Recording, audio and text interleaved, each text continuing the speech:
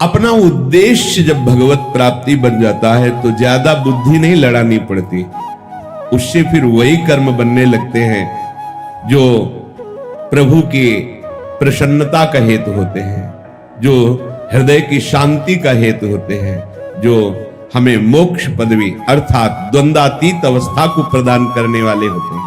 और एक रहस्य की बात है कि जो भगवत प्रीत्यर्थ कर्म किए जाते हैं उनमें ये सामर्थ्य होती है कि वो आपके जो स्वार्थ और कामना वासना से अधर्म हुआ है उनको वो मिटा देंगे। हित सजनी जो आचार्य स्वरूप में प्रकट होकर के बता रहे हैं, बिल्कुल सहज सरल भाव से अपने घर में गुरु प्रदत्त प्रियालाल को विराजमान करो। गुरु प्रदत्त इसलिए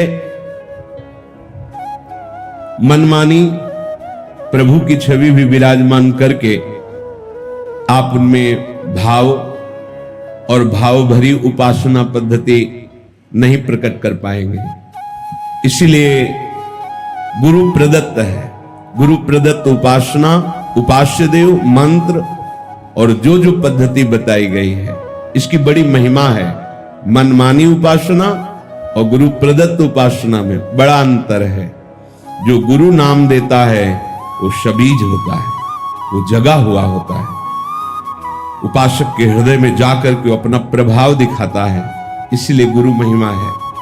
आचार्य चरण कह रहे अपने घर में प्रियालाल को विराजमान करो, बहुत सहज कर्म बंधन से मुक्त होने का उपाय है। भले आप गृहस्थ हैं, व्यापार नौकरी जो भी कार्य करते हैं, घर में प्रियालाल को विराजमान करो।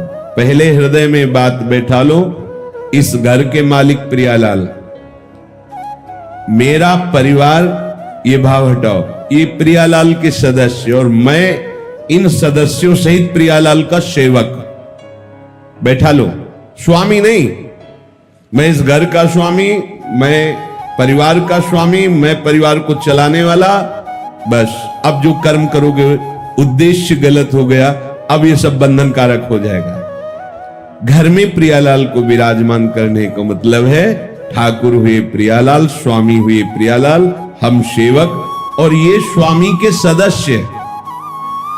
परिवार के जनों को अपनापन नहीं, अपनापन स्वामी में, सीधा हमारा स्वामी सेवक का संबंध और परिवार के सदस्य प्रियालाल के जन हैं।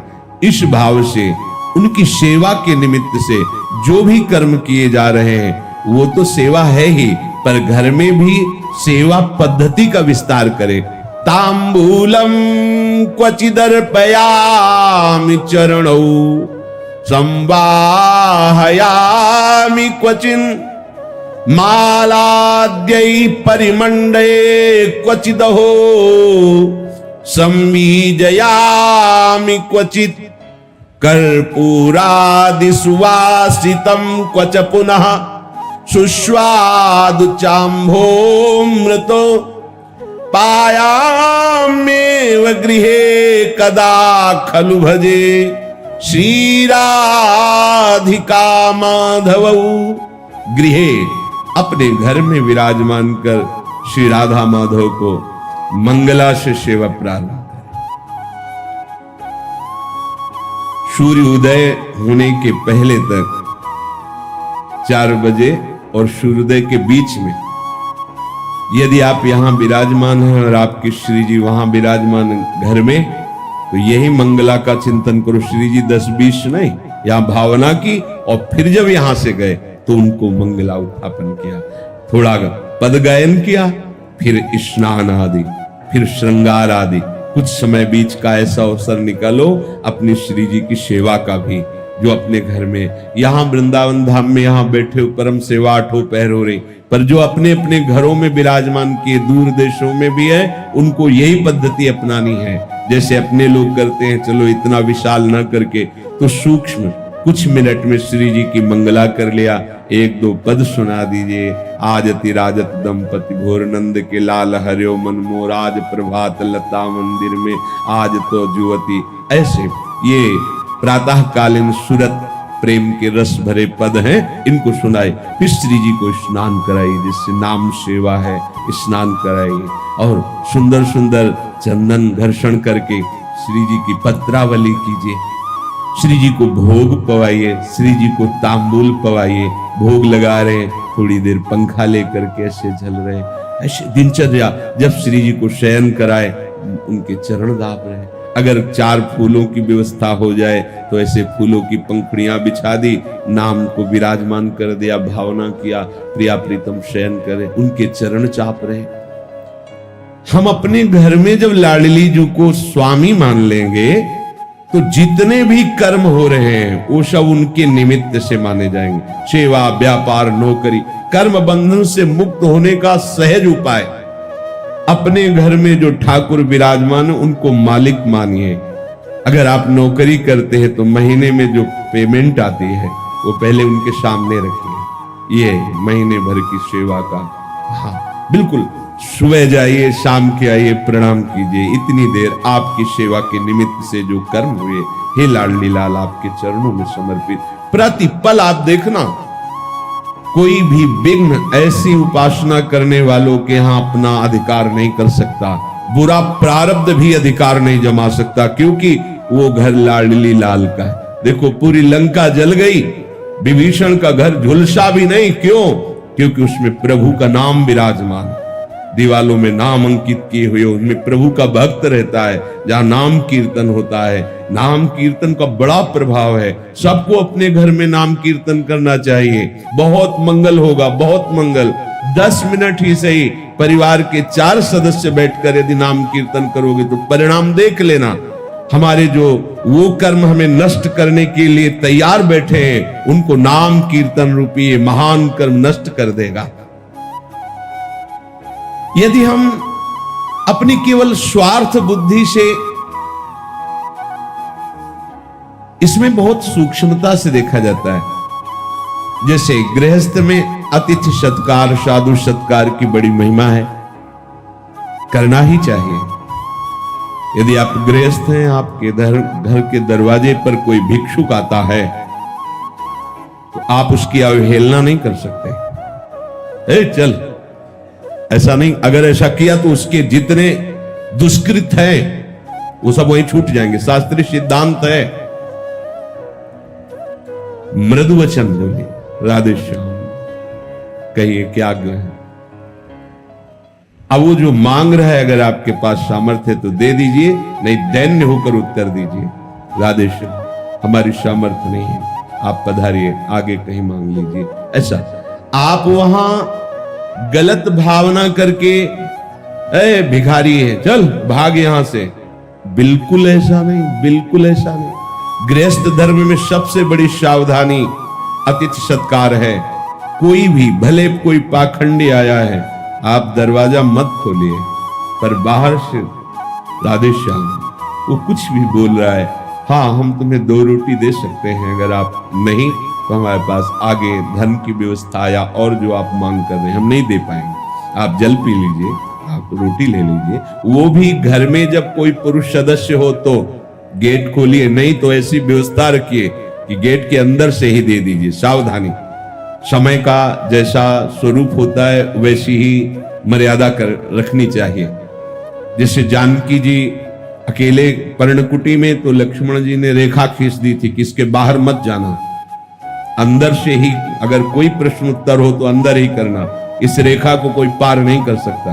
पर जानकी जी अतिथि सत्कार की विशेष भावना के कारण उस रेखा को पार कर गई, तभी रावण उठा ले गया, नहीं सामर्थ्य नहीं थी, वो उसकी सामर्थ्य नहीं थी कि रेखा पार करे।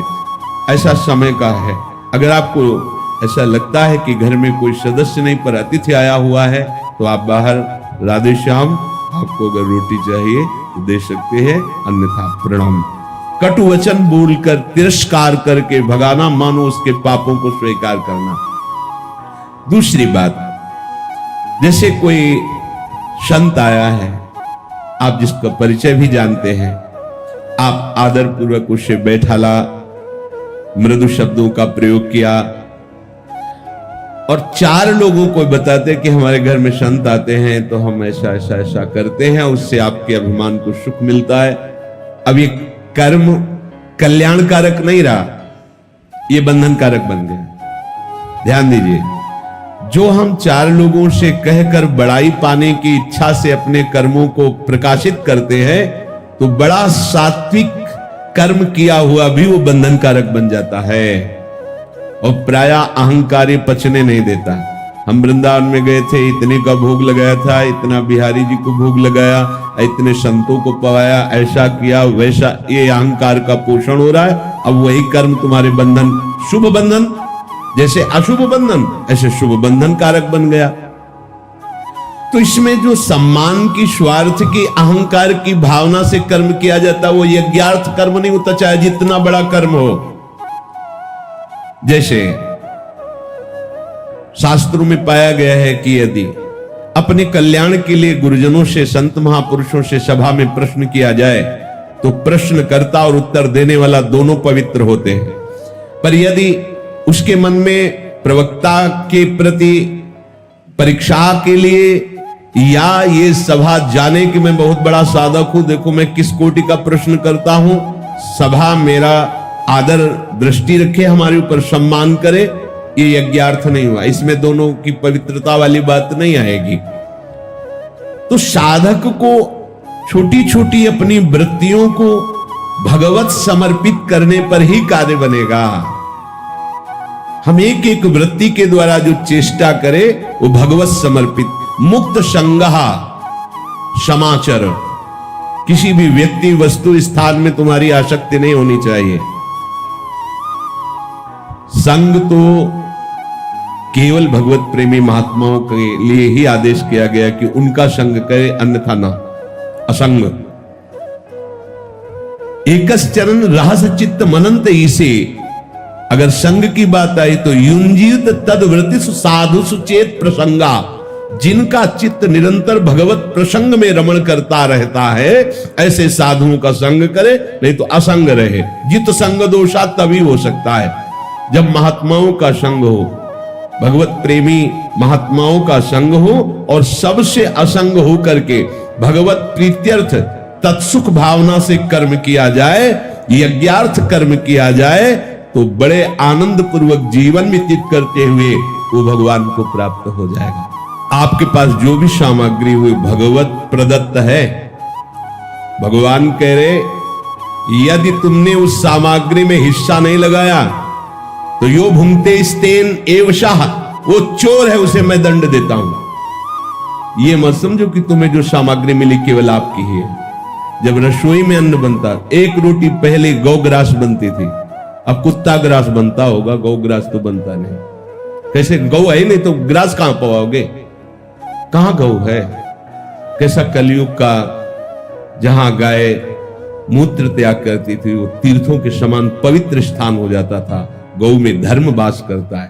पहला ग्रास जो थाली प्रभु को गई, इसके बाद पहली रोटी गौ के लिए निकाली। एक रोटी लेकर के हमने देखा है, छत में जाकर तोड़ करके डाल दिया कौआ चिड़िया आदि के लिए। फिर उस दरवाजे पर निकल कर खड़े हुए कि कोई अतिथि, कोई संत महात्मा, ऐसा 1 मिनट इंतजार, प्रत्येक दिन ऐसा करना। 1 मिनट देखा कोई नहीं, फिर प्रणाम करके उसको प्रसाद को पाया।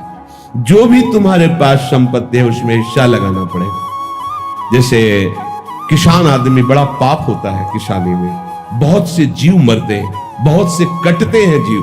देखा, अब खुरपी से निकाल रहा है, कितने जीव ऐसे कट जाते हैं। केचुआ है, बड़े कई प्रकार के जीव होते हैं जो कट जाते हैं, वो सब अपराध, हिस्सा निकालना। जैसे कंडा है, चूल्हे पे लगाया और उसमें चींटी, लाखों चींटी उसमें अंदर बैठे, और वो ध्यान नहीं दिया, वो सब जल गए। इसीलिए ये जो पहले पद्धति थी निष्पाप होने की, अब उसका कोई ध्यान ही नहीं, क्योंकि वो चूल्हा ही नहीं है, किसमें हवन करे? गैस का समय है, गैस सिलेंडर का, तौल के आटा आया हुआ है, उसमें 4 रोटी बनाने की सामर्थ्य तो है नहीं। आजकल के नए बच्चे बच्चियां होटल का पसंद करते हैं, बना के भोग लगा के पाना पसंद नहीं करते हैं। हाँ, वो बैठे नौकरी से आए, भोजन लाए नहीं, आप फोन से कह दो तो होम डिलीवरी आ जाएगी घर में। सब धर्म कर्म चौपट होते चले जा रहे हैं। जो सामग्री को अपनी मांग करके भोगता है और उसे भगवत सेवा गौ सेवा अन्य सेवाओं में अर्पित नहीं करता है वो चोर है और चोर को दंड मिलता है। जब अपने को किसी पे गुस्सा आए तो दया करो, ये आसुरी भाव है। जब इंद्रियों की भोग विलासता बढ़े तो दमन करो, और जो तुम्हें प्राप्त हुआ है उसका हिस्सा लगाओ। तभी वो यज्ञाशिष्टासिनः, जो यज्ञ का बचा हुआ भाग है वो तुम्हें निष्पाप कर देगा और भगवत प्राप्ति के मार्ग में बढ़ाएगा। अगर जैसे आप कुटिया बनाए हुए हैं और कोई संत आता है ऐसे समय में जिस समय भोजन नहीं है और आपसे याचना करता मैं भूखा हूं, कर्तव्य है तत्काल आप उसके भोजन की व्यवस्था कीजिए। आपने कुटिया निर्माण किया है, यदि आप फुटपाथ पे रहते मांग के खाते, उस समय भी यदि आप रोटी सामने रख के पाने वाले ही हैं और कोई कह दे कि मैं भूखा हूं तो आपको दे देना चाहिए, यह आज्ञा है। अगर आपने कह दिया कि भोजन का समय तो खत्म हो चुका, भोजन नहीं मिलेगा, आपको अपराध लगेगा। आपने इतनी बड़ी कुटिया बना रखी है, आपके पास व्यवस्था है और भूखा कोई आया है तो आप मना कर देते हैं, भगा देते हैं, तो आपके ऊपर अपराध लागू हो जाएगा, आपको दंड भोगना पड़ेगा। ये सावधानी रखनी पड़ेगी पक्का। आपने सुविधाओं को एकत्रित किया है तो उसे ऐसी अवस्था में ना नहीं कर सकते। वैसे जैसे सब संत सेवाई चल रही, आपका प्रसाद पाया, पवाना शुरू हुआ, आप बाहर निकल के खड़े हैं, कोई खड़ा है कि मुझे भोजन मिल जाएगा क्या, परिचय जानने की जरूरत नहीं, हाथ जोड़िए, मानसिक प्रणाम कीजिए या पंचांग प्रणाम कीजिए, बैठा लिए और उसे छक के भोजन पाइए। अगर आप ऐसा विधान नहीं रखते तो आप पाने का अधिकार नहीं रखते। पक्का समझ लीजिए, इसमें कभी भी त्रुटि नहीं होनी चाहिए, चाहे वो गृहस्थ हो चाहे विरक्त हो। जो विरक्त कुटिया बना सकता है उसके पास संग्रह है। अगर अन्न का संग्रह, अर्थ का संग्रह है तो प्राप्त सेवा का तिरस्कार करना अपराध माना जाएगा। उसमें ये नहीं चलेगा तो आप लेट हुए, नहीं, पुनः रसोई निर्माण करो और 4 रोटी बनाकर श्री जी को अर्पित करके उसको पवाओ, तभी इस सुविधा का सदुपयोग माना जाएगा। रसोई केवल प्रभु के लिए बन रही है, ये भावना करो। अपने लिए रसोई नहीं बनती। भुंजते ते त्वघम पापा ये पचंत्यात्म कारणात्, वो पाप खा रहा है और वो दुर्गति को भोगेगा क्योंकि तुम्हारा अधिकार नहीं। तुम सोचते हो मैंने कमाया है, उसमें हिस्सा है। पहले आप प्रभु के भोग की भावना से रसोई अमनिया करें और शुद्ध रसोई रहनी चाहिए। ये जूठे अनूठे जैसे ये सब, ये कम से कम जो वैष्णव हैं, जो भगवत भाव वाले हैं, आपके फ्रिज में ऐसी बोतल नहीं होनी चाहिए जिससे ऐसे लिया पिया और फ्रिज में रख दिया। बिल्कुल सावधान। ये बहुत छोटी बात लगती है लेकिन यही छोटी बात आपकी उपासना को रोक देगी, उपासना में बाधा पहुंचा देगी।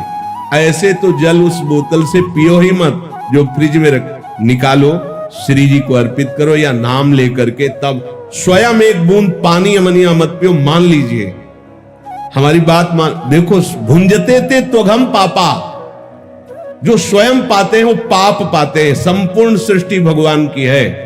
जो भी मिला है तुम्हारा पास पदार्थ वस्तु, वो सब सेवा के लिए मिला, भगवत सेवा के लिए मिला है, यज्ञ के लिए मिला है। यज्ञ शेष का जो प्रसाद पाते हैं वो संपूर्ण पापों से मुक्त हो जाते हैं। परंतु जो केवल अपने लिए पकाता है, अपने लिए सब कर्म करता है, वो पापी लोग पाप का भक्षण करते हैं। और आप समझिए, गरम गरम रोटी बनती जा रही, आप लेके पाते जा रहे, नहीं, सिद्धांत तो नहीं। पहले श्री जी बोले नहीं, हमारे यहां उसमें जाते हैं, ऑफिस में जाते हैं, तो तुम्हें पता है ना कै बजे जाते हैं, तो आप 30 मिनट पहले रसोई तैयार क्यों नहीं कर लेती? पहले भोग की थाल निकालिए, श्री जी के पास पधराए, फिर उनको बैठा लिए, नाम कीर्तन कीजिए, उनको पवाइए। अगर ऐसा नहीं तो आपका जीवन पाप में, भगवान कह रहे भगवद वाणी भुंजते ते त्वघम पापा, जो यज्ञ शेष अर्थात भगवद अर्पित किया हुआ प्रसाद पाते हैं, वो संचित प्रारब्ध और क्रियमाण तीनों को नष्ट करने की सामर्थ्य रखता है। देखो, पाना भी है और साधना भी बन गई। कैसे अपने लोग हैं? हम अगर कोई फल लेते हैं, सब्जी लेते हैं, कोई भी पदार्थ वस्तु लेते हैं, हमें पहले भावना करनी है ये श्री जी के लिए अच्छा रहेगा, ये ठाकुर जी के लिए अच्छा रहेगा। लेकिन आज की भावना क्या है? वहीं लिया, वहीं खड़े खड़े खाया, अपने लिए हर चीज देख रहे हैं, अपनी रसेंद्री जनेंद्री इंद्रियों के सुख के विषय, इसीलिए दुर्गति हो रही है। इसलिए ना तो साधन समझ में आ रहा है, ना परमार्थ समझ में आ रहा है। सावधान हो जाइए। हमारे लिए केवल प्रसाद है, कुछ भी अमनिया नहीं होना चाहिए, ना वस्त्र, ना सैया, ना भोजन, ना जल, कुछ भी नहीं। तभी आप जो महात्माओं को गति मिलती है, आप गृहस्थ होते हुए भी उस गति को प्राप्त कर लेंगे। बहुत बड़ा महत्व है। यदि आप धर्म पूर्वक पवित्र कमाई का उसका विभाग कर देते हैं, ये अतिथि के लिए, संत के लिए, गौ सेवा के लिए, पक्षी सेवा के लिए, ये परिवार के, तो वो धन, वो अन्न आपको स्वस्थ रखेगा। बुरा प्रारब्ध जो आपको, एक खून की जांच कराने में 10,000 रुपए लग रहे हैं, ऑपरेशन हुआ लाखों रुपए लग रहे हैं, तैयार हो, आपको कोई परेशानी नहीं। लेकिन वही प्रारब्ध आपका किसी अन्य बीमार की सेवा में थोड़ा हिस्सा लगा देने से, कोई भूखा है उसे भोजन दे देने से, कोई ठंडी में कांप रहा है उसे वस्त्र दे देने से, वो आपका बुरा प्रारब्ध नष्ट करके स्वस्थ रखे, वो अच्छा। या धन भी नष्ट हो और कष्ट भी भोगो तो वो अच्छा।